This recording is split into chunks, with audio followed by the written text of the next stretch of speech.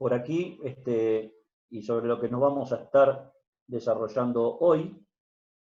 ¿Lo están viendo todos entonces hasta acá? Sí, sí. Básicamente cañerías y tuberías, ¿sí?, aplicadas a lo que es el transporte de fluidos y también de sólidos fluidificados, es decir, sólidos en un lecho fluido, como a veces se hace para transporte de algunas sustancias que en principio no se pueden transportar fácilmente solas, caso de arena, por ejemplo, en un lecho de agua, o caso de materiales particulados como plásticos, granos y demás en una corriente de aire. Normalmente en el diseño de todos los que son conductos redondos responde a un mismo criterio, pero fundamentalmente lo que quiero es establecer de entrada un poco la diferencia entre caños y tubos, que es lo que de algún modo nos va a dar una pauta para poder comprender un poco mejor el tema. Muchas veces se establece o se habla de que la diferencia entre uno y otro está en que los caños son soldados, o que se fabrican mediante un procedimiento de conformado de un fleje con una soldadura, y los tubos son sin costura. Eso no es tan así, porque si bien predominantemente los caños son soldados y predominantemente los tubos son sin costuras, también hay caños sin costuras y también hay tubos con costuras. Es decir, los procedimientos de fabricación en sí son los mismos. Un criterio un poquitito más acertado es aquel que dice los caños pueden roscarse, los tubos no. Ahí sí podemos ya encontrar una punta del ovillo. Es decir, los caños pueden vincularse por roscado, mientras que los tubos no. ¿Y por qué no pueden vincularse por roscado? Porque dimensionalmente responden a distintos estándares que no permiten la vinculación de tubos por medio del roscado. Y un poco cuáles son los estándares que rigen para uno y otro. Vamos a mencionarlos brevemente. Acá de aplicación local nosotros tenemos el Instituto normalmente llamado Argentino de Racionalización de Materiales, que hoy es el Instituto de Estandarización y Normalización, el IRAM, que son las normas de aplicación local, pero el que prevalece así en la aplicación del diseño es la norma ANSI, americana, de la American National Standard Institute, donde hay varias normas que están dedicadas específicamente para distintos tipos de procesos, ¿sí? Algunas de las que están dentro de la norma ANSI vinculadas a esto son el grupo de normas de las B31, que también las replica el ASME, la Asociación Americana de Ingeniería Mecánica. Digamos, en muchos casos, tanto ANSI, ASME y ASTM comparten normativas que generan uno de ellos y que después los demás los incluyen en sus normas de referencia. El ANSI B31 incluye todos estos que vemos acá: cañerías para alimentación a procesos, cañerías para gas combustible, para plantas químicas. Esta es muy similar, la B31.3, a la B31.1, muy similar. Algunas de estas las tengo por si alguno las puede llegar a requerir, se las puedo facilitar. Después tenemos tuberías para industria del petróleo y otras industrias químicas, para refrigeración, para gasoductos y sistemas de distribución. Es decir, tienen, como ven, un conjunto de normas específico redactado para casos de aplicación directos, cañerías para servicios civiles, cañerías para construcción de lodos, hasta este tipo de cosas. El API, que es una norma que en su momento surgió a través del desarrollo de la industria del petróleo. También tiene una especificación particular de las normas justamente utilizadas en petroductos en general, y digamos con algunas recomendaciones hacia materiales, pero en muchos casos apoyada también en la norma ANSI.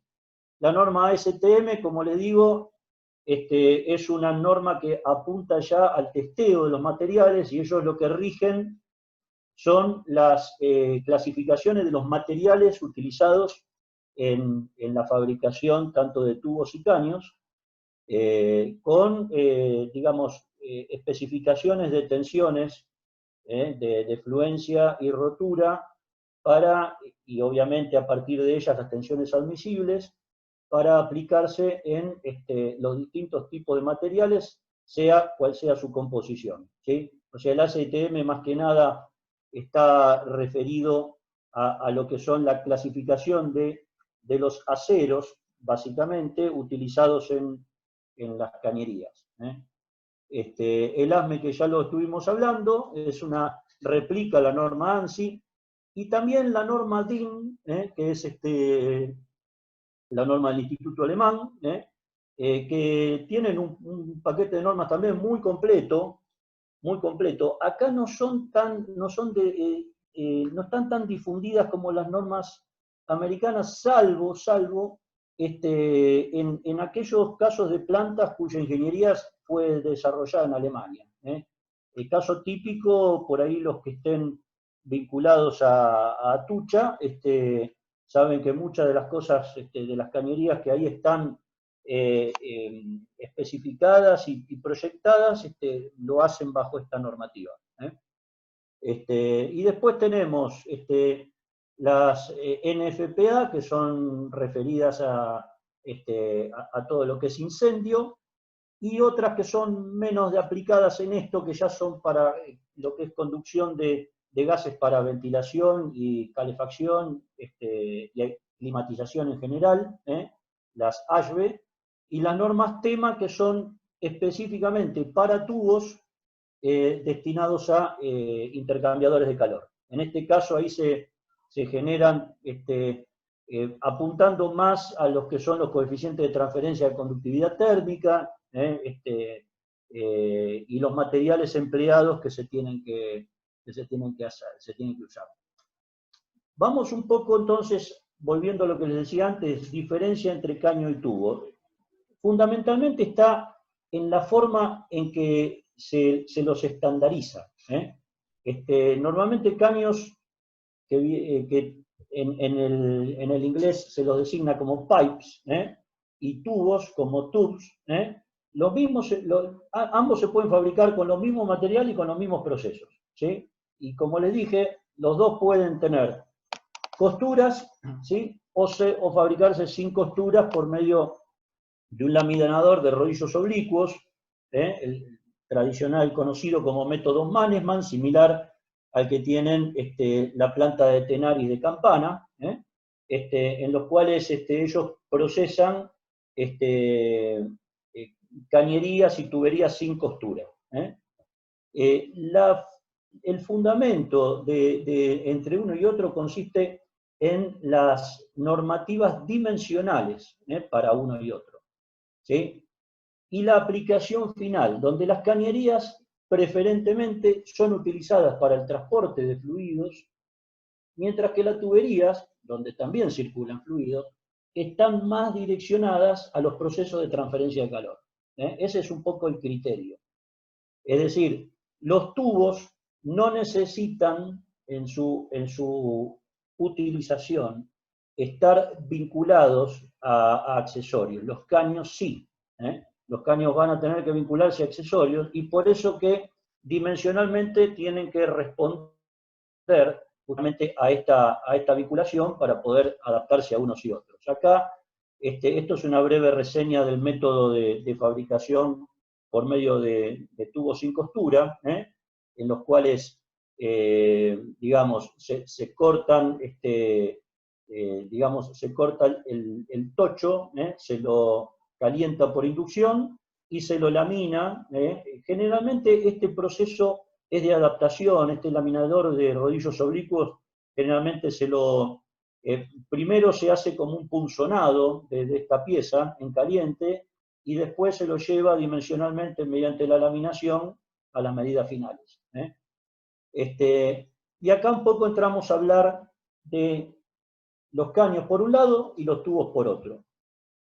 Los caños en general se los designa comercialmente por un diámetro nominal. ¿Sí?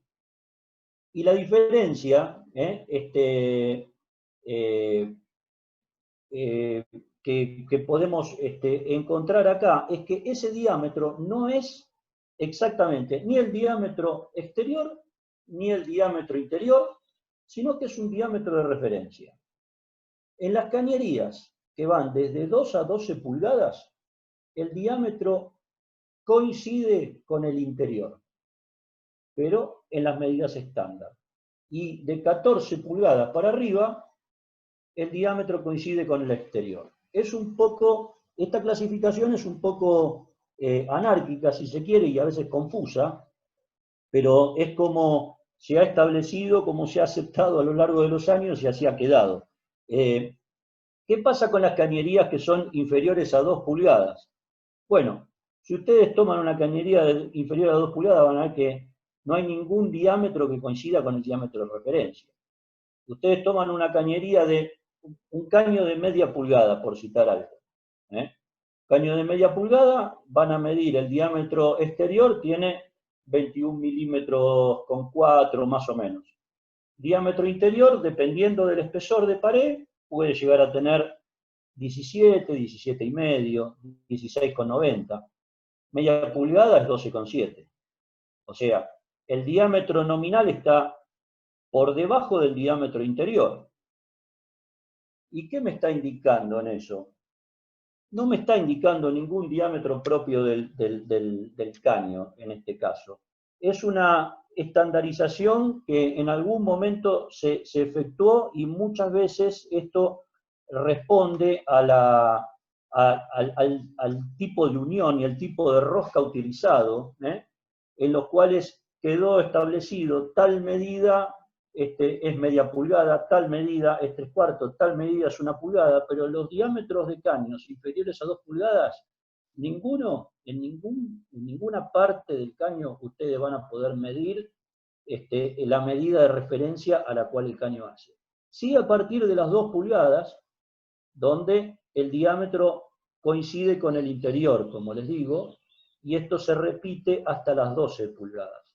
Para entender un poquito esto, yo acá traigo una tabla breve en la cual la traté de buscar en su momento manteniendo las medidas solo en pulgadas, porque como la medida de referencia justamente son el diámetro nominal, ¿no? al cual, que es el que uno especifica en la compra de la cañería, es el que figura a la izquierda de todo, vamos a ver que, por ejemplo, para una cañería de media pulgada, fíjense, esto sería la medida nominal, esto es el diámetro exterior, después vamos a ver estos dos tipos de designación, y vamos a ver diámetro interno y espesor de pared. Todo está en pulgadas, o sea, lo que tenemos acá lo deberíamos multiplicar por 25,4 para pasarlo a milímetros. Fíjense que un caño de media pulgada, ¿está bien? De media pulgada, tiene 0,84 de pulgada de diámetro exterior. ¿Sí? 0,84 de pulgada de diámetro exterior, eso me da 21,30 casi 21,4, que era lo que yo les había dicho. Diámetro externo. ¿Y qué diámetro exterior, qué diámetro interior tiene? El diámetro interior, fíjense que está a la derecha de todo. Bueno, tengo varios diámetros exteriores. Después vamos a ver. Generalmente los que van a corresponder acá a estos tres números que tenemos acá, 40, 80 y 160, que ahora vamos a ver, fíjense, el diámetro interior, perdón, es de 0,622 para este caño, que sería el estándar, lo que se conoce como un Schedule 40, ahora vamos a hablar de eso. 0,546 para un Schedule 80, recién el 160 tiene un espesor de 0,46, o sea, tiene un espesor inferior a media pulgada. Por lo cual, para este caño, la media pulgada estaría entre el interior y el exterior. Pero para cualquier otra medida del caño, el diámetro nominal, la media pulgada, está por debajo del diámetro interno. ¿Se entiende a lo que voy? O sea, dimensionalmente es una medida que no responde a una medida física del caño, ¿sí? Lo mismo podemos encontrar en 3/4, ¿sí? Fíjense, 3/4 de pulgada, un caño estándar. Exteriormente, fíjense, un caño de 3/4 tiene más de 1 pulgada. Normalmente un caño de 3/4 cualquiera, ustedes lo pueden visualizar, lo pueden medir con un calibre y van a poder comprobar esto. El diámetro estándar, digamos, para la medida estándar, que sería esta que figura acá en esta línea, el diámetro interior también está por arriba de 3/4. O sea, la 3/4 de pulgada es como que es un valor de referencia dimensional, pero que no es una medida física. A partir de las 2 pulgadas, fíjense, en 1,5 pulgadas todavía pasa lo mismo. A partir de las 2 pulgadas, que tiene un diámetro exterior de 2,375, siempre hablando en pulgadas, para la medida estándar nosotros tenemos un diámetro interno cercano a las 2 pulgadas. Y esto va a ser así en todas las demás medidas, fíjense, en 2,5 voy a tener para lo que es la medida estándar de caño, ¿sí? Esta clasificación corresponde a los espesores de pared, ¿sí? Estos son todos los espesores de pared que yo dispongo. Fíjense que para un caño de 2,5, la medida estándar tiene más o menos 2,5 pulgadas de diámetro interior. Si seguimos acá, 3 pulgadas lo mismo, una medida estándar tiene aproximadamente 3 pulgadas. Para 3,5, que es una medida comercialmente un poco difícil de conseguir, también estaríamos en la misma situación, la medida estándar tiene 3,5 pulgadas interior, 4 pulgadas que tiene diámetro externo, tiene 4,5 pulgadas. Fíjense que para un estándar tiene más o menos 4 pulgadas de diámetro interior. 5, que es otra medida difícil, tenemos 5 pulgadas de interior para la cañería estándar, 6 pulgadas, y así podemos seguir. 8 pulgadas también, 8 pulgadas, fíjense que acá tenemos, el estándar tenemos 7,981, casi 8 pulgadas de diámetro interior. Para las 10 pulgadas lo mismo, ¿sí? Y hasta las 12 pulgadas, fíjense que para lo que sería la medida estándar tenemos diámetro interior 12 pulgadas. Ahora, todo esto está en azul, y a partir de las 14 pulgadas yo lo marqué en rojo, porque fíjense lo que pasa. 12 pulgadas tiene como diámetro externo 12,75. Y la medida estándar tiene 12 pulgadas, el interior. Ahora, en 14 pulgadas, a partir de las 14 pulgadas, resulta ser que el diámetro exterior es de 14 pulgadas. ¿Sí? Y esto va a seguir así en 16, en 18, y las tablas siguen hasta 42 pulgadas. La corté aquí porque esto digamos, la tabla de ANSI tiene dimensionalmente todas las cañerías hasta 42 pulgadas. Ahora, esta estandarización que responde a los caños, que es un poco confusa, pero que así está instalada, me indica entonces que los caños van a estar clasificados por un diámetro que es el nominal, que es lo que se conoce como el PS o el pipe size, pero que esa medida solo responde al diámetro interior de caños en el caso de 2 a 12 pulgadas. Arriba de las 12 pulgadas corresponde al diámetro exterior. Y debajo de las 2 pulgadas no corresponde a ninguno. Si necesitan tener las dimensiones de un caño inferior a 2 pulgadas, si las tienen presentes porque están aplicando esto permanentemente, por ahí las recordarán, si no, no queda otra que ir a una tabla y consultar. Una tabla de caños, caños estándar, se buscan caños estándar o caños de mayor espesor. Si en este caso, si son caños, todos van a tener el mismo diámetro exterior. ¿Y por qué todos van a tener el mismo diámetro exterior? Lo que cambia es el interior. Porque a los distintos espesores de pared, en los caños no me queda otra que modificar el diámetro interno.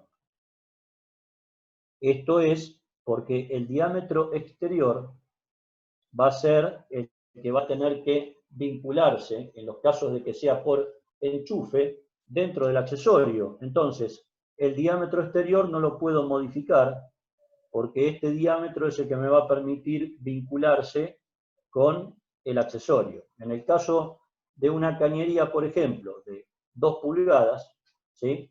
Tiene exterior 2,375 y es siempre un solo diámetro para todos los espesores de caño que yo pueda tener, en los cuales lo que se va a modificar es el diámetro interior. ¿Está bien?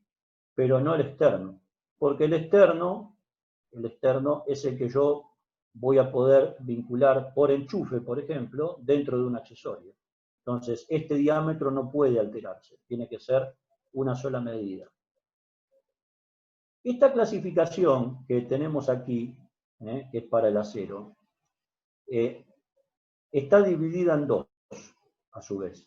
La clasificación a través del IPS o Iron Pipe Size, que es la clasificación más vieja, es por peso, y la clasificación que normalmente se utiliza, que es por schedule, actualmente, o cédula del caño, en los cuales vamos a ver que en la clasificación por peso solamente tenemos 3. Estándar, extra strong y lo que se conoce como double extra strong o doble reforzado, ¿sí? Cañería estándar, cañería reforzada y doble reforzada. Fíjense que para una misma medida nominal y una misma medida de diámetro exterior, estas clasificaciones me van a dar espesores cada vez mayores y por tanto diámetros interiores que cada vez van a ser más chicos, es lógico. Si mantengo el diámetro exterior y aumento el espesor, el diámetro interno va a reducirse. ¿Está claro? Entonces, la consideración principal acá a tener en cuenta es que un caño de mayor espesor, obviamente va a poder, como vamos a ver después, resistir mayores presiones, mayores esfuerzos, pero también me va a penalizar en la sección de paso de fluido. Si yo tengo una cañería estándar, ¿sí?, de 1 pulgada, que tiene 1,315 pulgadas de diámetro exterior, fíjense que el diámetro interior va a andar un poquito arriba de 1 pulgada. Ahora, para un XS va a estar por debajo, y para un doble XS, fíjense a dónde se va, casi 0,6 de pulgada. Se reduce drásticamente en este caso el diámetro interno y consecuentemente la sección de paso. ¿Sí? Volviendo un poco hasta acá, quisiera, no sé si es que hay alguna consulta de esto. La otra clasificación por schedule, que es la que voy a ver ahora acá abajo, lo quiero ver con ustedes aquí en digamos en el apunte, ¿sí? Esto era lo que les estaba mencionando recién, la clasificación por IPS, estándar, extra strong, reforzado, doble extra strong, el doble reforzado. La clasificación por schedule. ¿Qué es el schedule? La cédula, que es la traducción, que es del caño, que es lo más utilizado en la actualidad, me asigna un número que expresa una relación entre la presión resistente del caño y la tensión admisible del material. Entonces, este schedule es aproximadamente 1000 veces ¿sí? La presión resistente del caño sobre la tensión admisible. A ver, normalmente este valor de tensión admisible, supongamos, para un acero ande alrededor de 1000 kilos por centímetro cuadrado, ¿sí? Bueno, una cañería de Shedul 40 quiere decir que debería soportar satisfactoriamente una presión de 40 kilos por centímetro cuadrado. Porque 1000 por 40 sobre 1000 me tendría que dar 40. ¿Se entiende? Entonces, una cañería de Shedul 80 soportaría para una tensión admisible de 1000 kilos por centímetro cuadrado, tendría que soportar una presión de 80 kilos. Vamos a ver, esto lo quiero, a ver si puedo acá agregar, anotar algo. Por ejemplo, lo pongo aquí como agregado. Yo, por ejemplo, quiero saber un schedule 80, ¿no? Para una tensión S, ¿sí? Igual a 1000 kilogramos por centímetro cuadrado. Bien, si yo quiero determinarlo, esto tendría que hacer el schedule, ¿sí? El schedule 80, la presión, despejándola de acá, la presión que podría soportar, la presión P, que podría soportar ese caño, estaría dada por la tensión admisible, S, ¿sí? Por 1000, ¿está bien? Kilos por centímetro cuadrado, kilogramos por centímetro cuadrado, esto dividido 1000. O sea, fíjense, perdón, acá despejé mal. Ese es 1000 kilos por centímetro cuadrado, acá. Sería la presión, la tensión S, 1000 kilos por centímetro cuadrado, ¿sí? Por el número de schedule, esto es lo que me faltaba poner, no ese, ¿sí? Número de schedule. ¿Está bien?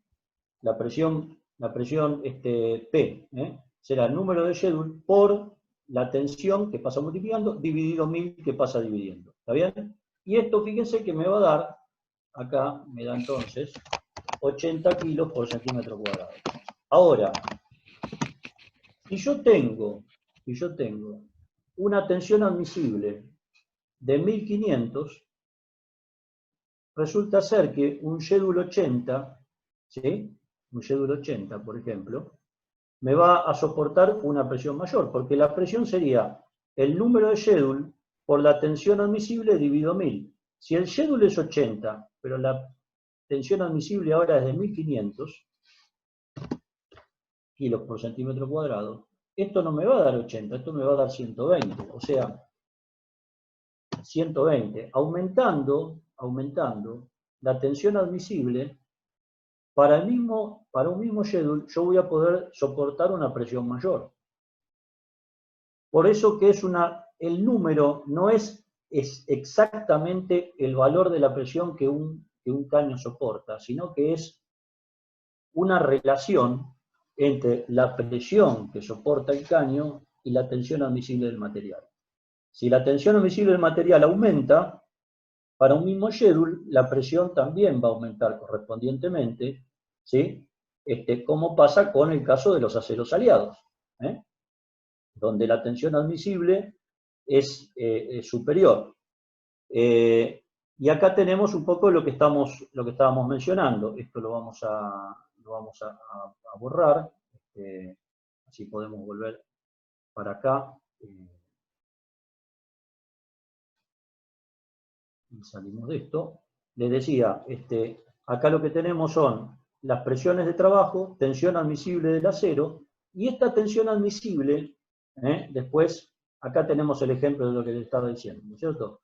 Por ejemplo, para P 40 kilos por centímetro cuadrado y la tensión 1000 kilos por centímetro cuadrado, el schedule será 1000 por 40 sobre 1000 me da 40. Pero si la tensión fuera 1500, entonces 1000 por 40 sobre 1500 ya no me da 40, me da menos, ¿sí? En ese caso me daría 1000, ¿sí? Por 40 dividido 1500, si la tensión aumenta, ya me da un schedule de 26. Quiere decir que la relación que me está estableciendo el schedule es entre la presión y la tensión admisible. Si la tensión admisible aumenta, para el mismo schedule la presión va a aumentar. ¿Sí? ¿Está claro? Ahora, si yo tengo una misma presión de aplicación y la tensión admisible del material que voy a utilizar se incrementa, entonces quiere decir que puedo utilizar un schedule inferior. Y el schedule físicamente, ¿qué es lo que termina, en qué termina impactando? En el espesor del caño. Cuando el schedule es más alto, el espesor es mayor, ¿sí? Porque estoy incrementando la proporción, o la relación que tengo entre la presión y la tensión admisible. Entonces, forzosamente, eso me lleva a tener un espesor más alto en la pared de la cañería, que es lo que ustedes pueden ver en la tabla anterior. ¿Sí? Si yo tengo los números de schedule, por ejemplo, 16 pulgadas, fíjense, a medida que va aumentando, ¿qué va pasando con el espesor? Se va incrementando. Como el diámetro externo siempre es el mismo, se va reduciendo el diámetro interior. ¿Se entiende esto más o menos hasta acá? Es decir, este sistema de clasificación de los caños, insisto, a priori un poco confuso, tiene sus ventajas, para lo cual tenemos primero que explicar un poco cuál es el estándar para tuberías. Los tubos se designan de una forma mucho más simple, en principio, porque se definen por su diámetro exterior y por espesor.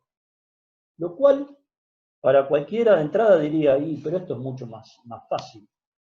Sí, es mucho más sencillo, y normalmente como los tubos, dijimos, están direccionados a procesos de transferencia de calor, fundamentalmente, hasta incluso hay una gama más amplia de espesores que se pueden encontrar en los fabricantes de tubos, incluso hasta se pueden llegar, dependiendo del tamaño del lote, se pueden llegar a pactar dimensionamientos especiales acordados entre el cliente y el proveedor. Es decir, el tubo tiene un mayor rango de espesores disponibles, pero todos responden a un mismo diámetro externo, ¿sí? Que es el que se mantiene y es el que normalmente define la medida del tubo. Cuando hablamos de un tubo, por ejemplo, de 20 milímetros, tiene 20 milímetros de diámetro exterior. Y no importa si es de 20, si es de 100, no importa cuál sea el tamaño, siempre en el caso del tubo, el diámetro al que se hace referencia es al diámetro exterior. Por esta razón,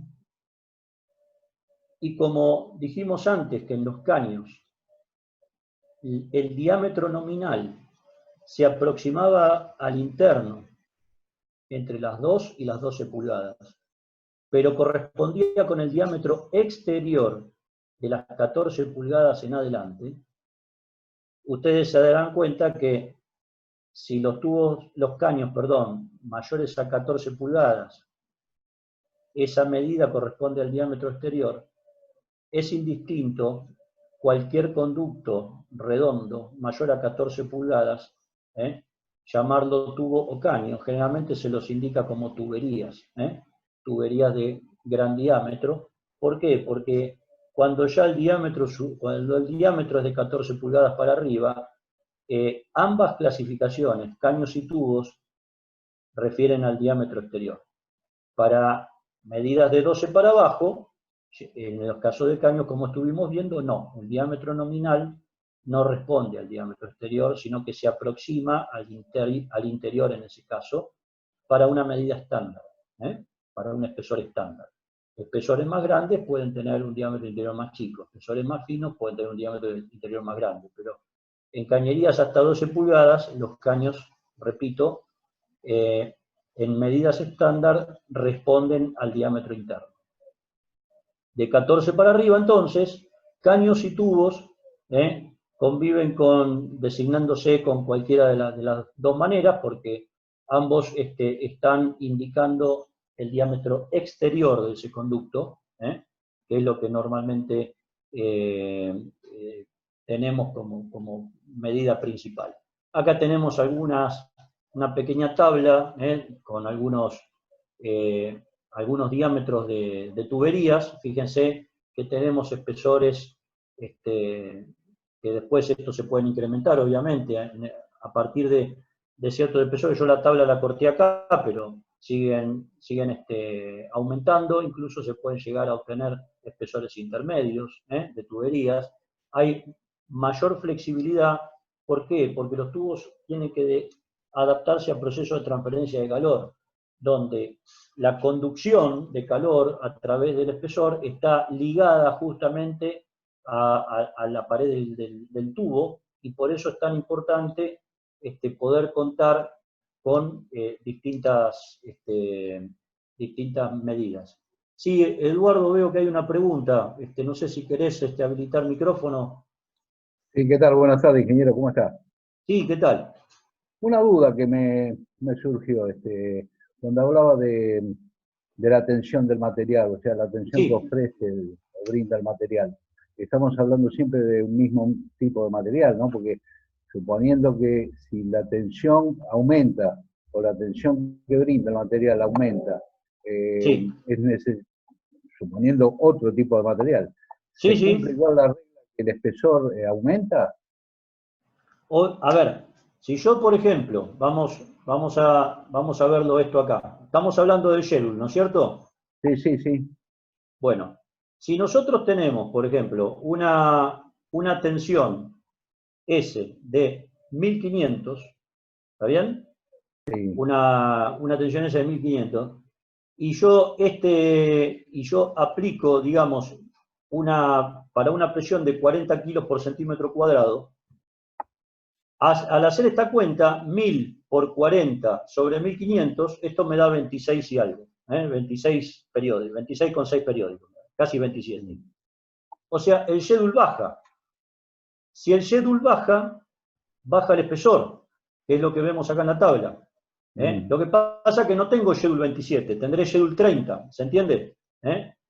Por ejemplo, un schedule 40 para un tubo 18 tiene media pulgada, un poco más de 0,56 pulgadas de espesor. Y un schedule 30 va a tener menos. O sea, si yo utilizo un tubo en este caso, pues estamos hablando de algo más de 14 pulgadas, un tubo que tiene 18 pulgadas y yo lo utilizo con un acero estándar, un acero de baja aleación, que puede tener una tensión cercana a los 1000 kilos por centímetro cuadrado, a veces inferior también, requeriré para esa presión, ¿está bien? Para 40 kilos voy a requerir un schedule 40 con este espesor. Pero si la tensión admisible es de 1500, porque tengo un acero aliado, por ahí puedo usar un schedule 30, que tiene un espesor más chico. No sé si se entiende. Sí, está bien, está bien. Es decir, el schedule me da más bajo, el espesor entonces se ve reducido. ¿Sí? Sí, o sea, la demanda de la utilización de la tubería va a estar relacionada al cálculo que me dé en definitiva, por eso voy a elegir el diámetro que corresponde. Exactamente. Igualmente el schedule es un valor orientativo de la presión, porque el dimensionamiento, como vamos a ver acá, no es exactamente así como estamos hablando. El schedule más que nada me orienta respecto de cuál es la presión aproximada en función de la tensión admisible del material. Pero el tema es que también tengo que conocer cuál es la tensión admisible del material, porque eso no es un dato por el que yo puedo tener. Yo les dije, un acero de baja aleación puede tener una tensión aproximadamente igual a 1000 kilos por centímetro cuadrado, un acero con alto contenido de elementos aliantes, un Sí, acero no, y aceros que podemos llegar a hablar de 2000, 2100 de tensión. de tensión admisible. Sí, sí. Claro, por eso. En algunos aceros con elementos aliados de alta aleación generalmente para usar en tubería. Un inoxidable, por ejemplo, ya andamos cercano a los 1500 kilos por centímetro cuadrado. Entonces, aumentar la tensión admisible me permite a mí utilizar para las mismas presiones espesores menores, y por eso, o schedule más bajo, por eso que acá, y esto que no lo mencioné lo tengo que aclarar, perdón, vuelvo para atrás. Disculpen que...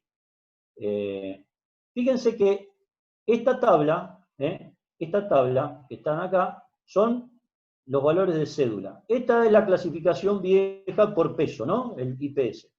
Pero acá aparece otra tabla más, que yo no la mencioné y que aprovecho la menciono ahora, que son los schedule para acero inoxidable. Fíjense que los valores más chicos de schedule aparecen justamente con acero inoxidable, porque el acero inoxidable, al tener una tensión admisible más alta, por ahí para algunos procesos se pueden generar espesores más chicos, y dado el costo comparativo que puede andar hoy, no sé, pero 5 o 6 veces más caro un inoxidable que un acero al carbono seguramente, entonces para un inoxidable yo voy a tener espesores de pared inferiores a los menores que dispongo en acero, porque en acero por ahí llego hasta un schedule 10, para esta medida 14 pulgadas, ¿sí? Con un espesor de 1/4 de pulgada, pero para acero inoxidable, fíjense que un schedule 10 tiene un espesor de 0,188. ¿Por qué? Y porque acá el espesor se reduce porque la tensión admisible del material aumenta, ¿sí? Entonces, mismo schedule, voy a tener presiones, ¿se entiende? Para un mismo schedule, en este caso, voy a tener un espesor más chico. En el otro caso, ¿sí? Yo puedo variar, como vimos antes, para igual presión me varía el schedule. Para el mismo schedule me puede variar la presión. Ahora, para el mismo schedule y misma presión, para igual schedule, igual presión, pero distinta tensión admisible, me va a reducir el espesor. ¿Se entiende? Es el juego de las 3 variables que yo tengo acá.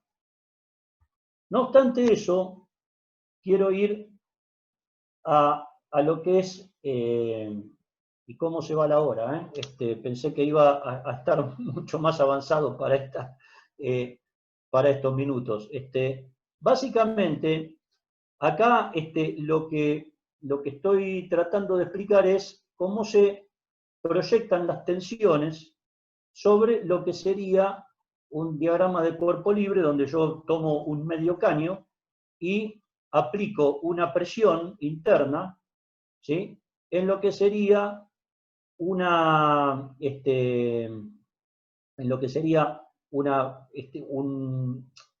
fleje, sería un fleje de esta superficie que estoy considerando, estoy considerando un tramo de cañería de largo L, ¿sí?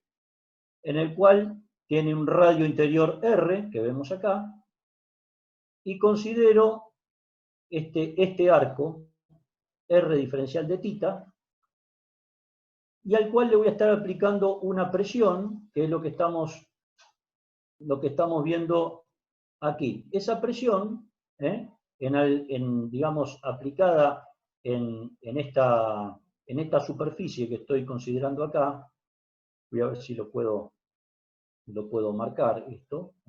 Esta sería la superficie que estoy considerando. Este sería el tramo sobre donde estoy analizando. Sobre esta superficie voy a considerar qué esfuerzos se producen, siendo que este diferencial de tita tiende, obviamente, es un infinitésimo, tiende a 0. Ahora, la fuerza que se va a generar cuando yo voy a determinar esto, ¿sí? Si considero la mitad del tubo como un diagrama de cuerpo libre, vamos a ver que esa fuerza va a ser la presión interna por el largo L que estoy considerando, ¿sí? Acá me apareció esto, voy a borrar, perdón, porque si no ahora al correr el dibujo, perdón. Ahí volvimos. Le decía, la fuerza que realizo sobre esta franja es la presión por la superficie, que es el largo L, por el arco este, ¿sí? Que es R diferencial de θ. ¿Está bien? Entonces, L por R diferencial de θ es la superficie. La presión interna por esa superficie me va a producir un diferencial de F. Yo voy a considerar dos componentes de esa fuerza, es decir, la fuerza que se genera sobre este fleje, como una sección a lo largo de esa cañería. Esa fuerza, que yo voy a estar considerando acá, la voy a proyectar respecto al eje X y respecto al eje Y. Fíjense que diferencial de Fx, la componente en X será lo mismo, presión por la superficie, L por R diferencial de θ, pero en la dirección del coseno, es decir, voy a estar considerando esta dirección, es decir, todas las componentes que se van a dar horizontales. ¿Sí? Cuando hago esta integración para obtener la fuerza F, ¿sí? Lo tengo que hacer, justamente, la presión sale fuera de la integral porque es constante, el largo, ¿sí? Para todos los tramos de fleje que estoy considerando es el mismo, y acá hago la integral de R por el coseno de θ diferencial de θ, y entre 0 y pi, porque estoy tomando medio caño, o sea, estoy considerando entre 0 y 180 grados. Al integrar me queda que la sumatoria de fuerzas en X me da 0. Pero cuando aplico lo mismo en la dirección en Y, integrando la dirección en Y, esto va a ser, la componente va a ser por el seno. Al integrar entre 0 y pi, resulta que se me suman ambas, y esto finalmente me da que la fuerza en Y es la presión por el largo y por el diámetro. Es decir, P por L por R por coseno de phi. ¿Está bien? Perdón, sí. Sí, ¿alguien quería hacer una pregunta? Bueno, no. De todos modos, Gustavo, yo diría que las preguntas las dejemos para el final porque si no se va a estirar mucho y Bueno. prefiero que avances, ¿viste? ¿Cuántos minutos más me das, Silvio, como para... ¿Cuántos minutos más dispongo? ¿Qué pregunta que me haces? Porque depende un poco del público también. Yo diría que vayamos cerrando para 7:15, ¿no? Una cosa así. Bueno, perfecto. Dale, sí, porque se estiró un poquito más allá de lo que pensaba. Bastante más de lo que pensaba. A ver, lo que les estaba mencionando, fíjense, la componente en I será la presión interna por L por D, que esto sale justamente, a ver, creo que en el análisis se pueden dar cuenta ustedes lo que está pasando. Si yo considero en este cuadrante, ¿sí? Considero todas las componentes en X de la presión y las sumo con todas las componentes en X de este segundo cuadrante, se van a anular unas con otras. Ahora, las componentes en Y no, porque las componentes verticales de este cuadrante se suman con las componentes verticales del segundo cuadrante. Por lo tanto, en X la sumatoria me resulta 0, en Y las sumatorias, es como multiplicar lo del primer cuadrante por 2. Y la componente en Y, veo que al integrar me queda la presión interna por el largo del tramo de caño considerado y por el diámetro. O sea, sería la fuerza producida por la presión respecto a una superficie proyectada de este medio caño en el plano diametral. En el plano diametral, esta superficie se proyecta como L por D. ¿Sí? Bueno, la fuerza que se genera, producto de la presión interna, en cada uno de estos pedazos de superficie, sería, básicamente, en una simplificación, sería la presión interna por el largo por el diámetro, que es lo que estoy teniendo acá en este análisis que saco al final. La fuerza en I es la presión interna por L por D, que sería la superficie proyectada de ese medio caño sobre el plano que contiene al eje de la cañería. Esta fuerza se tiene que equilibrar con una tensión generada acá. Una tensión generada en lo que es el espesor, que es lo que estoy marcando acá como esta tensión tangencial.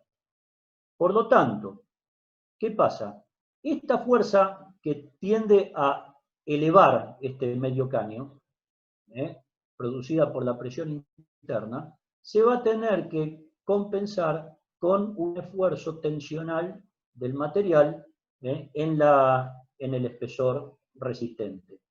¿Sí? Como son dos, porque tengo uno acá y tengo otro acá, los voy a considerar los dos. Voy a considerar el largo del tramo, ¿sí? Y el espesor T, ¿está bien? Voy a considerar dos veces esa superficie, L por T por 2, porque sería la superficie total de sumar este tramo de sección con esta otra sección que corresponde al otro extremo del diámetro. Entonces, la sección resistente es 2 veces L por T, y si esa sección resistente la multiplico por la tensión admisible del material, puedo generar una igualación, que es lo que estoy haciendo acá. La fuerza vertical, que es la presión interna por el largo considerado y por el diámetro, va a ser igual a 2 veces el largo por el espesor por la tensión admisible del material. Y finalmente me queda que el espesor que yo necesito será producto de la presión por el diámetro sobre 2 veces esta tensión que llamamos circunferencial. Esta formulita, que es la fórmula que sale, que se conoce como fórmula de la teoría membranal, tiene su explicación en que se supone, lo tengo que aclarar esto, se supone que en el espesor del caño la tensión se reparte en forma uniforme.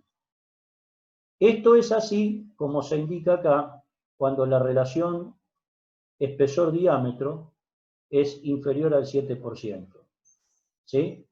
En general, si el espesor supera este valor, o sea, si yo tengo un espesor que es mayor al 7% del diámetro del caño, lo que pasa es que ya lo que se consideran tubos de pared gruesa, la tensión aplicada en el material producto de la presión interna no es uniforme en todo el espesor, sino que hay una propagación. Por acá yo tengo una imagen que por ahí les quería mostrar también. Estaba por acá, a ver si la tengo, aquí creo que está. Esto es fíjense, en las tensiones en cilindro de pared gruesa, acá lo pueden ver, producto de la presión interna, se da un diagrama de tensiones que no es uniforme. Ahora, en los de pared fina, puedo considerar que la tensión aplicada a lo largo del espesor, producto de la presión interna, va a ser uniforme. Eso es lo que me propone la teoría membranal. Y para que eso se cumpla, tiene que darse que el espesor tiene que ser pequeño respecto del diámetro que yo estoy considerando. ¿Sí? Ahora bien, ¿esto es un criterio de diseño? Sí, es el que me da la teoría, que está ajustado por otros análisis. ¿Cuáles son? Un segundo análisis correspondería a evaluar qué pasa en la dirección axial de la cañería. Si yo considero una presión aplicada, por ejemplo, en una tapa, ¿sí?, que tiende a estirar el caño ahora, no a inflarlo como la anterior. Esta la tiende a estirar. Hago el mismo análisis y digo que la fuerza producida, que sería la presión por la superficie interna de esta circunferencia, que sería pi por radio al cuadrado, o pi diámetro cuadrado sobre 4, esa sería la fuerza, tendría que equipararse con una fuerza en este anillo. Esto es una mala perspectiva caballera, igual que la anterior, pero una fuerza en este anillo, ¿sí?, que sería la sección resistente, que la puedo aproximar como el espesor por el diámetro, dado que el espesor es chico frente al diámetro, puedo hacerlo, en vez de sacar por diferencia de círculos, de superficie de círculos, puedo sacarlo por perímetro por espesor. ¿Está claro? Al hacer el mismo análisis, me encuentro que en este caso el espesor, ¿sí? Si yo lo despejo en función de la tensión longitudinal, pasando esto para allá y la tensión dividiendo, sería presión por diámetro sobre 4 veces la tensión. O sea, los esfuerzos que se generan producto de la presión interna en dirección axial son la mitad de los que se generan por presión interna, como vimos antes, en la dirección tangencial. Por lo tanto, estos son los que priman en el criterio de dimensionamiento, y por eso es que normalmente las costuras longitudinales son las que tienden a fallar en una cañería que pueda estar soldada por sobre las costuras circunferenciales que me sueldan caño con caño. Porque las tensiones que se generan en la zona de unión son mucho más chicas que las tensiones que se generan, de unión de un caño con otro, ¿no? Son mucho más chicas que las tensiones que se generan en los cordones de soldadura. ¿Está claro? O en los caños que no lo tengan, el cordón de soldadura, bueno, en el espesor resistente, pero en dirección longitudinal. Cuando yo someto un caño a presiones muy elevadas y lo llevo a la rotura, ustedes lo pueden chequear esto, se propaga en dirección longitudinal, paralela al eje del caño. Esta es la razón. ¿Cómo dimensionamos finalmente un caño con todo esto que venimos hablando? Necesitamos dos datos de entrada. El primero es conocer el tipo de fluido que nosotros tenemos que transportar y el caudal. Dato de entrada sumamente necesario. ¿Por qué? Porque como ya sabemos, caudal es velocidad por sección. Si yo tengo una tabla, como acá he puesto, una tabla de selección de velocidades para distintos tipos de fluidos, son orientativas, algunos están con asterisco, después en todo caso con tiempo aclaramos el por qué, son orientativos estos valores de velocidad. Si nosotros tenemos una velocidad orientativa y tenemos el caudal, podemos calcular la sección fácilmente y a partir de esa sección el diámetro. Ahora, según esto que tenemos acá, ¿no? Caudal, velocidad por sección pi diámetro interno al cuadrado sobre 4, sacamos el diámetro en función del caudal y de la velocidad. Teniendo la velocidad como un valor adoptado, teniendo el caudal, que es un dato requerido para el dimensionamiento, sacamos el diámetro interno de esa cañería. Y eso lo podemos después corroborar, si quieren, las pérdidas de carga obtenidas en esa cañería, con una aplicación de las distintas ecuaciones, la de Cullenbrook, la de Darcy-Weisbach, es quizás una de las más usadas, en donde tienen largo de la cañería, diámetro, velocidad, esto es la gravedad, y el factor F que lo obtienen de la tabla de Moody. Algunos que han estado con esto, si no en algún momento, si quieren, me lo pueden consultar.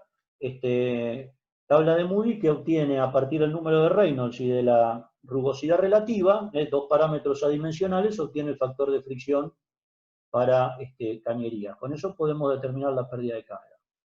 Pero, en función del espesor, quiero ir acá, salteando algunas cosas. El ANSI me propone esta fórmula, donde, fíjense ustedes que es muy similar a lo que vimos antes. La otra era la que salía de la teoría membranaria, era P por D sobre 2S.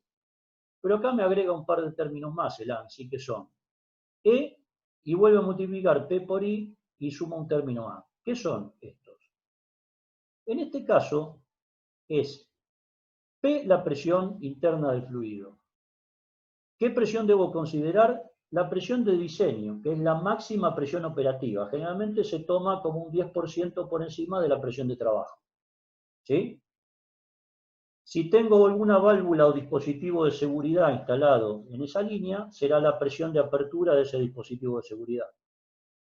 D, que es el diámetro, pero en este caso es el diámetro exterior del conducto que estoy considerando, sea un caño o tubo. Y después, abajo tengo 2, pero en vez de S, tengo S por E más P por I, donde E es la eficiencia de la junta. Si el caño es sin costura, ¿sí? se toma el valor 1. Si el caño es soldado y es radiografiado totalmente, también se toma 1. Si no es radiografiado, se toma o se hace un ensayo spot o un ensayo de presión, como muchas veces se hace en los loteos de caños, se toma 0,85. Si no se hace ningún ensayo, se toma 0,7. A medida que disminuye este factor E, se van a dar cuenta que me aumenta el espesor mínimo. Y el valor de I es un factor que depende del material y la temperatura, que acá lo tienen, acá están los distintos valores de I, ya sea para aceros ferríticos y para aceros austeníticos. Generalmente para temperaturas inferiores a 450 grados, siempre el factor de I que se involucra en la fórmula, fíjense, para ambos es 0,4, es decir, difiere de esto en altas temperaturas, por lo tanto, esta formulita que estábamos viendo acá será presión, diámetro exterior, 2 veces la tensión admisible, eficiencia de la junta, como les dije, si es sin costura es 1, si es con costura 0,85, a no ser que sea radiografiado total, con lo cual se puede llegar a considerar 1 igual, más se suma este término, presión por ese factor I que depende de la temperatura de aplicación del material. ¿Qué es este sobreespesor A que se agrega acá? El sobreespesor A es un sobreespesor que contempla la norma para introducir algunos factores como pueden ser corrosión. En general, los procesos de corrosión a veces son los que mandan inclusive en el dimensionamiento, porque muchas veces se consideran espesores de 1 milímetro solo a fines de proteger la cañería contra algún tipo de proceso de corrosión o de oxidación en general. Y también en el caso de roscado, es el espesor que yo quito al pasar una terraja sobre la cañería. Ese espesor que estoy restando al roscar, es un espesor que debería agregar, ¿sí? Al mínimo, si es que la cañería se va a unir por roscado, dado que al pasar una terraja le resto espesor de material. Entonces, por ambos factores, este factor A se tiene presente en esto. Y por último, y para cerrar, en el caso que la relación espesor-diámetro pueda crecer, el factor I, el ANSI propone esta fórmula de cálculo, si no es 0,4, cuando ya tengo espesores de caños de pared gruesa, este es el factor de I que estamos considerando. Hemos hablado, bueno, acá tienen las eficiencias de las soldaduras, para los distintos, esto generalmente en cañerías grandes, ¿sí? Donde se pueda soldar por adentro y afuera, no es lo normal, donde se hace por aporte, no se hace soldadura por inducción, que es lo que se hace en las cañerías chicas. Y bueno, finalmente, quería mencionar una consideración sobre tensión de rotura, tensión de fluencia y tensión admisible. La tensión que yo utilizo, el valor de S, que utilizo en el cálculo, generalmente es un valor de tensión de referencia sobre un coeficiente de seguridad. En general, para los aceros se considera en la tabla la tensión de rotura y la tensión de fluencia. Ustedes que saben bastante de este tema, sobre todo aquellos que están dedicados al ensayo, saben que los materiales dúctiles tienen una tensión de fluencia bien marcada, los materiales más duros, más tenaces, tienen una tensión de fluencia que prácticamente se va muy arriba, muy cercano al límite de rotura, donde no se observa un reacomodamiento hacia el nivel de los cristales. Siempre hay como una proporcionalidad entre la tensión y la deformación. En general se consideran los dos para hacer el análisis de tensión de fluencia. Se toma, la tensión admisible, se toma las 2/3 partes de la tensión de fluencia o la tensión de rotura sobre 3,5. De ambos, el menor valor es el que se considera para la tensión admisible. Es decir, puedo partir de la tensión de rotura del material dividido por 3,5, eso es lo que voy a considerar como el S de la fórmula. Si tengo la tensión de fluencia, el 66% de ese valor, las 2/3 partes, también lo puedo obtener. Si tengo los dos valores, estoy considerando el menor de ambos. Esa sería la consideración respecto de cuál es la tensión admisible que yo tengo que considerar en un material para dimensionar un caño. Si tengo un material que es sumamente rígido y no tengo forma de establecer la tensión de fluencia, pues está muy cerca de la rotura, generalmente la tensión de fluencia se la considera al 0,2% de deformación. Es decir, cuando el material duro alcanza, ¿sí?, un 0,2% de deformación, en el gráfico me fijo cuál es la tensión de fluencia y ese es el valor que tomo para intervenir en esta ecuación, en aquellos materiales que no tienen un periodo de fluencia muy fácilmente de identificar. Al 0,2% de deformación es lo que considero, ¿sí? Y de ambos, ya sea el 2/3 de la tensión de fluencia o la de rotura dividido 3,5, antiguamente era rotura sobre 4, ahora es rotura sobre 3,5, entre estos dos saco el menor de ambos como la tensión de referencia para el proyecto, para el cálculo. Bueno, hay algunas cosas más que quedaron en el tintero que tienen que ver con el dimensionamiento de cañerías plásticas y con otros materiales, pero quiero dar lugar a algunas preguntas que quieran hacer y en todo caso, llegado el caso, si hay algún interés, podemos hacer otra charla, no habría ningún problema para abarcar quizás un poco más otros tipos de materiales, generalmente no ferrosos, ¿sí? Y poder aclarar algunas cuestiones sobre tensiones admisibles, fundamentalmente en plásticos, ¿no?, donde aparecen los materiales como polipropileno, polietileno, de alta, de baja, PVC, que también son muy utilizados en la industria, y que por ahí, para que tengan algunos parámetros, ¿no?, que hoy no pude llegar a completar en esta primera charla. Bueno, primero que todo, gracias Gustavo, muy, muy interesante. Sí, evidentemente nos quedamos cortos, hay mucho material como para hacer jugo, digamos, dulce, digamos, así que seguramente ya con tiempo pensaremos alguna otra intervención, sobre todo con ese otro grupo de materiales que es muy interesante también. Acá hacen una preguntita, sí. Dice, consulta, ¿la definición entre caño y tubo de IRAM-YAS está alineada con ANSI? ¿Tubo puede ser de secciones no circulares, cuadradas, rectangulares, etcétera? Sí, en general, cuando no son secciones circulares, sí, se lo llama tubo cuadrado, no caño. Generalmente la indicación es tubo de sección cuadrada, pero para el transporte, digamos, en general salvo alguna aplicación específica que no conozco, los tubos los tubos de sección cuadrada son estructurales, no son tubos para conducción de fluidos, ¿sí? ¿Por qué? ¿Por qué básicamente esto? Porque donde vos considerás una relación entre la sección y el perímetro, la mejor relación la tenés en la sección redonda. Entonces, la mejor relación, digamos, entre sección y perímetro, vos lo tenés cuando es redondo.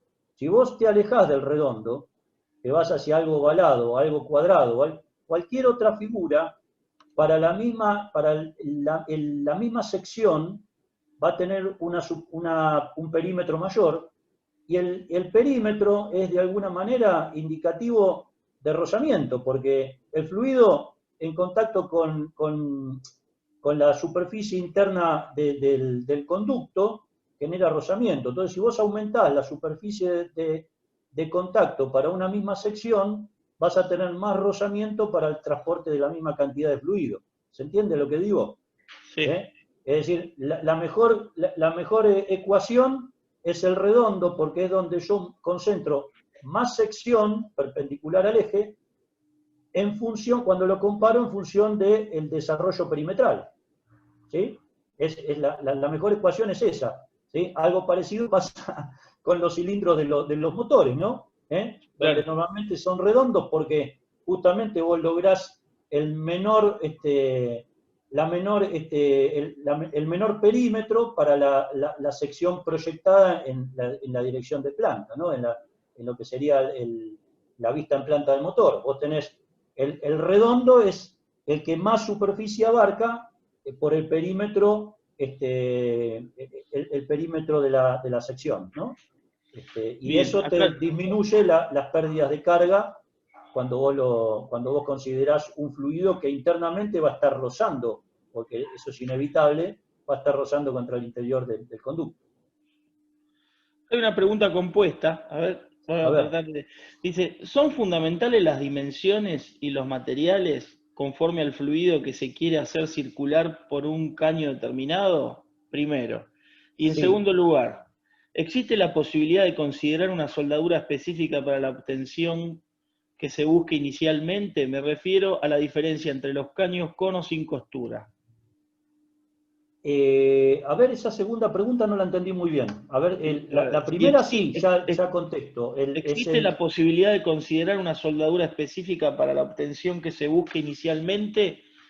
O sea, si en realidad se puede dimensionar la soldadura en función de la prestación, eso es lo que yo entiendo de la pregunta. Está bien. Ahora lo entiendo yo también. Sí, creo que apunta a eso la pregunta. Es decir, que no sea, digamos, que la soldadura de la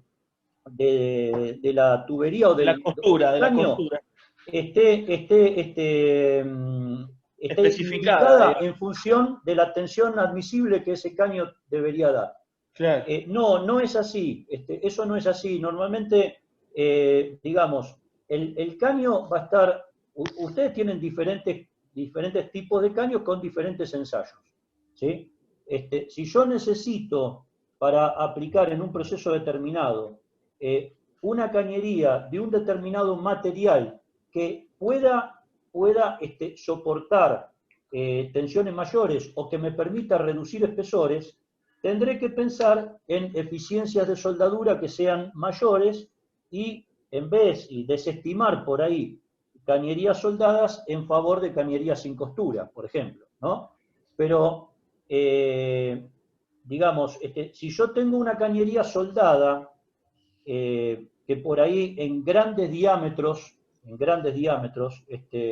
por ahí llegue a obtener un caño con costura, y necesito que ese caño tenga de algún modo prestaciones para poder ser sometido a altas presiones y temperaturas, seguramente ese caño va a tener en su proceso diversas etapas de ensayos, ya sea gamma grafiado, no radiografiado, ¿no? Son gammagrafías las que se hacen, para poder predeterminar un correcto proceso de soldeo y de esa manera garantizar las prestaciones de esa tubería, ¿no? Pero eso es algo que se hace no en función de un requisito, sino que se hace previamente, como un requisito de aplicación de calidad del caño que va a ser seleccionado para un proceso determinado. No es que yo voy a adaptar mi proceso de fabricación porque necesito que el caño pueda dar una tensión de determinado valor. No sé si me explico. Acá pregunta... Perdona, me quedaba una pregunta que era respecto de Si son los fundamentales las materiales, dimensiones y los materiales conforme al fluido que se quiere hacer circular por el caño. Sí, señor, sí, eso es así. Y en general, lo que sea, a ver, lo que normalmente, cañerías, cuando hablamos de cañerías de acero, aplicadas a una enorme diversidad de fluidos en función de las aleaciones. En algunos casos, lo que se hace es adaptar las concentraciones de fluidos para poder utilizar determinados tipos de cañerías y de esa manera evitar que se genere algún ataque del producto. Caso típico, por ejemplo, lo que pasa con ácido sulfúrico concentrado, donde vos, por ejemplo, el sulfúrico concentrado lo podés transportar en cañerías de acero al carbono sin ningún tipo de problema, pero donde lo diluiste, se lo come vivo. Claro. Entonces necesitas que el proceso de transferencia por ahí se haga con un tipo de concentración y después generar los procesos de dilución en la zona donde vos vas a utilizar propiamente el fluido más activo, ¿no? Porque donde se activa el ácido es con una concentración más baja, ¿no? En esos casos sí, se puede llegar a contemplar, pero sí, los materiales se adaptan en función de los tipos de fluidos, por ejemplo, y también de los requisitos de asepsia. Por ejemplo, en lo que hace a la industria láctea, van a ver mayormente, y también en muchas industrias químicas, van a haber muchas cañerías de inoxidable o de aleaciones tirando a inoxidable o muy cercano de lo inoxidable, para evitar justamente procesos de oxidación o corrosión. Sí, decime qué otra pregunta había, a ver si... ¿Estás muteado, Silvio? Perdón. Ahí Si está. se trata de un tubo de otro material y no se conoce el valor de la afluencia, ¿se considera igual el valor según lo que se habló, lo conversado?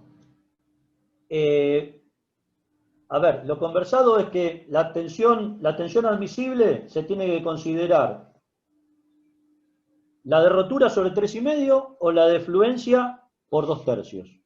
De las dos, la menor.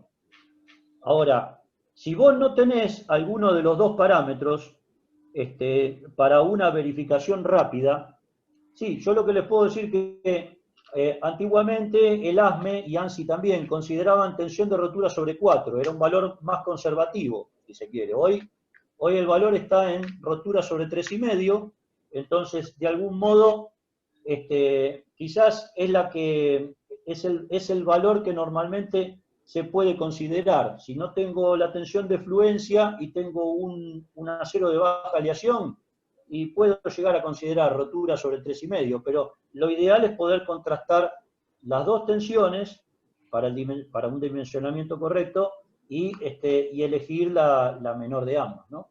Eso debería ser así.